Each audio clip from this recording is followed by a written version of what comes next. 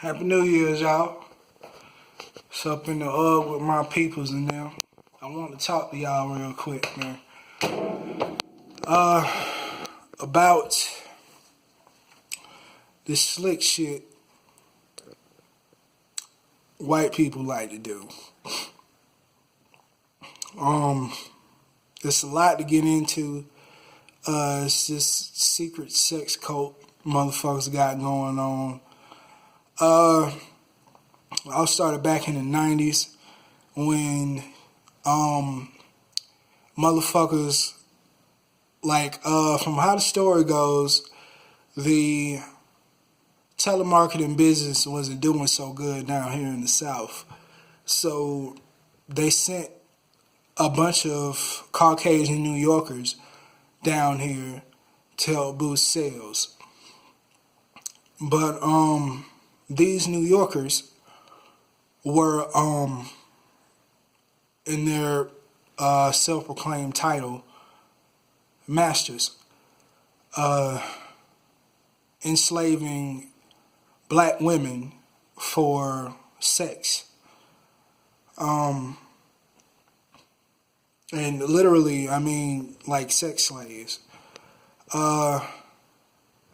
They get them, they put them in a hypnotic trance and get them to buy shit they don't really need.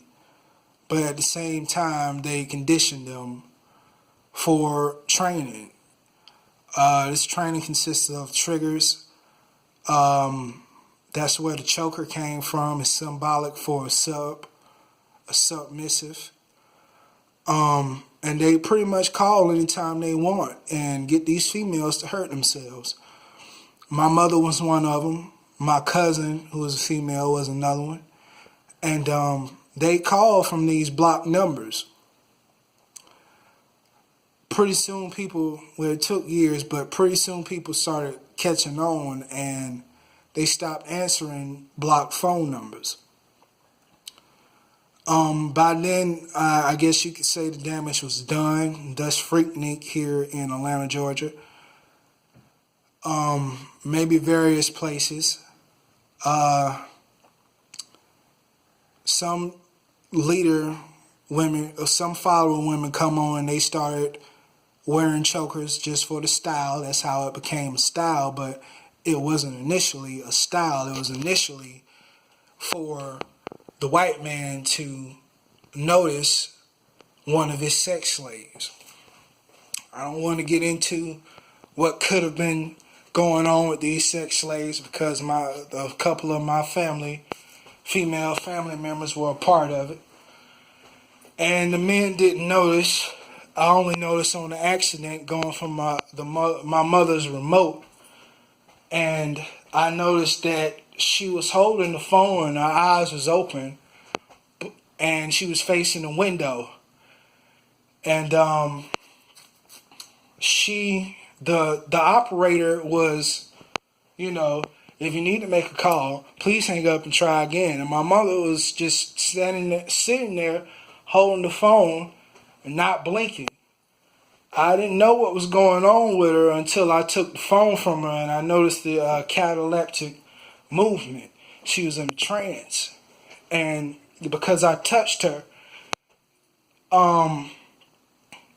being with my own condition of the impression that I had on my mother, we ended up having problems because I guess those thoughts transferred into her personality. She was so deep and so gone that she really didn't, I don't think she knew what the fuck was going on when she finally woke up because she always asked for the remote. That, and on top of the things that the conditioning that the preacher does, our women are all fucked up in the head pretty much.